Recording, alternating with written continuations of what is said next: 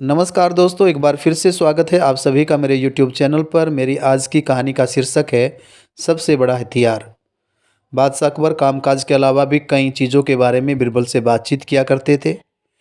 ऐसे ही बैठे बैठे एक दिन बादशाह ने बिरबल से पूछा कि इस दुनिया में सबसे बड़ा हथियार तुम्हारे हिसाब से कौन सा होता है।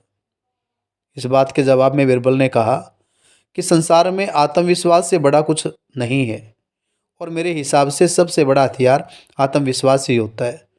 यह बात अकबर के समझ में नहीं आई, लेकिन फिर भी उन्होंने कुछ नहीं कहा। उनके मन में ये बात बैठी रही और उन्होंने सोचा कि समय आने पर इस बात की परख की जाएगी।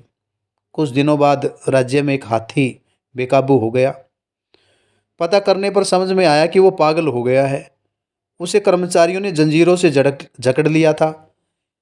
इसकी खबर जैसे ही बादशाह को पहुंची तो उन्होंने सीधे महावत से कहा कि जब भी तुम्हें बिरबल आता दिखे तो हाथी की जंजीरों खोल देना।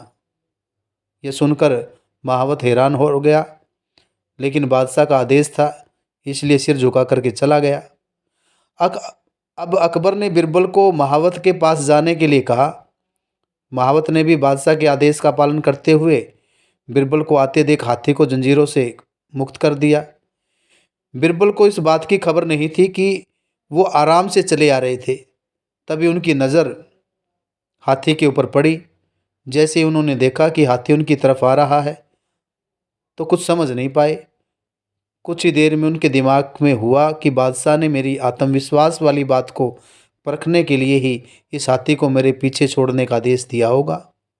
पर बिरबल इधर उधर भागने की सोच रहे थे, लेकिन ऐसा कुछ हो ही नहीं पाया। सामने से हाथी आ रहा था और अगल बगल में भागकर जाने की जगह नहीं थी। इतने में हाथी बिरबल के काफ़ी करीब आ पहुंचा।